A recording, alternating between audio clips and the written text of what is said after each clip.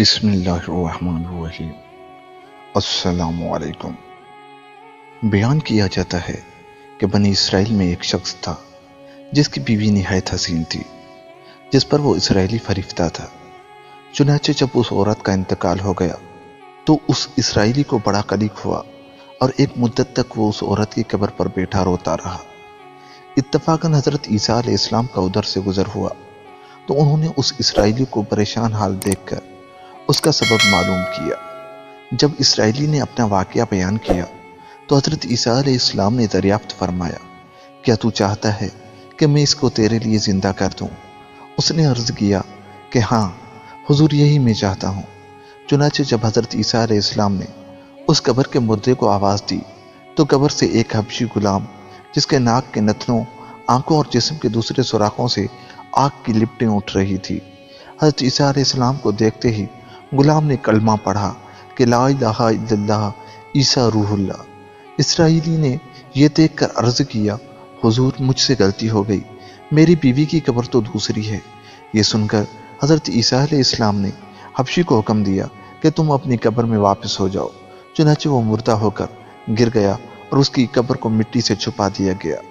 پھر حضرت عیسیٰ علیہ السلام نے اس دوسری قبر کی جانب توجہ فرمائی اور حکم دیا کہ اے صاحب قبر، اللہ کے حکم سے زندہ ہو جا۔ چنانچہ قبر پھٹی اور اس سے ایک عورت سر سے گرد جھاڑتی ہوئی باہر آ گئی، جس کو دیکھ کر اسرائیلی بولا کہ یا روح اللہ، میری بیوی یہی ہے۔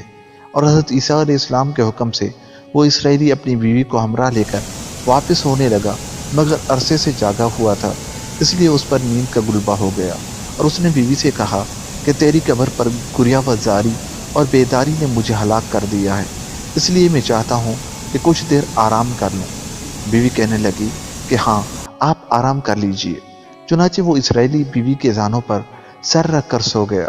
اتنے میں ایک گھوڑے پر سوار ایک شہزادے کا ادھر سے گزر ہوا، جو اپنے زمانے کا یکتا حسین تھا، جس کو دیکھ کر شہزادی ازگد فریفتہ ہو گئی اور اس کا دل قابو میں نہ رہا۔ اس نے شوہر کا سر زانوں سے نیچے رکھا اور فرط محبت و غلبہ عشق سے مجبور ہو کر شہزادے کے سامنے جا کھڑی ہوئی۔ ادھر جیسے ہی شہزادے کی نظر اس پر پڑی، وہ بھی اس کو دیکھ کر اس پر فریفتہ ہو گیا اور عورت کی خواہش پر اس کو اپنے گھوڑے پر بٹھا کر لے گیا۔ چنانچہ اس کے شوہر نے بیدار ہو کر جب اپنی بیوی کو نہ پایا تو نہایت پریشان ہوا اور اس کے ملنے کی تدبیر سوچنے لگا۔ سوچتے سوچتے آخر اس کے نشان قدم پر چل کر اپنی بیوی کو تلاش کر لیا، جو شہزادے کے پاس پہنچ چکی تھی۔ اس کو دیکھ کر اسرائیلی نے شہزادے سے عرض کیا کہ یہ میری بیوی ہے، آپ اس کو چھوڑ دیجئے۔ ابھی شہزادہ کچھ کہنے بھی نہ پایا تھا کہ اس عورت نے کہا، میں تیری بیوی نہیں بلکہ شہزادے کی لونڈی ہوں۔ یہ سن کر شہزادہ اسرائیلی سے کہنے لگا، کیا مجھ سے میری لونڈی کو لینا چاہتا ہے؟ اس نے کہا، خدا کی قسم، یہ میری بیوی ہے، جس کو میرے سردار حضرت عیسیٰ علیہ السلام نے مرنے کے بعد میرے لیے زندہ کیا ہے۔ ابھی یہ گفتگو ہو رہی تھی کہ اتفاقاً حضرت عیسیٰ علیہ السلام بھی وہاں تشریف لے آئے، جن کو دیکھ کر اسرائیلی کہنے لگا، یا روح اللہ، کیا یہ میری وہ بیوی نہیں ہے جس کو آپ نے میرے لیے زندہ کیا ہے؟ حضرت عیسیٰ علیہ السلام نے فرمایا کہ ہاں، یہ وہی ہے۔ یہ سن کر عورت کہنے لگی کہ یا روح اللہ، یہ شخص جھوٹا ہے، میں تو اس شہزادے کی لونڈی ہوں۔ حضرت عیسیٰ علیہ السلام نے فرمایا، کیا تو وہ عورت نہیں جس کو میں نے اللہ تعالیٰ کے حکم سے زندہ کیا ہے؟